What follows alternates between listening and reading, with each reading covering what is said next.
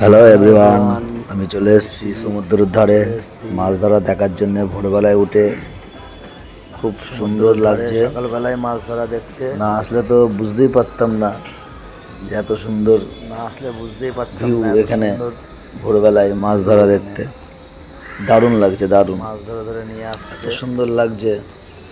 বিক্রি হচ্ছে ভেটকি মাছ। মাছগুলো বিক্রি করছে, মাছগুলো বিক্রি করছে। ভেটকি মাছ আছে, ছোট্ট ছোট্ট কত সুন্দর কড়ি, কড়িগুলো উঠেছে, খুব সুন্দর লাগছে দেখতে। চিন্তা করছি যে ভেটকি মাছ কি নেবো একটা,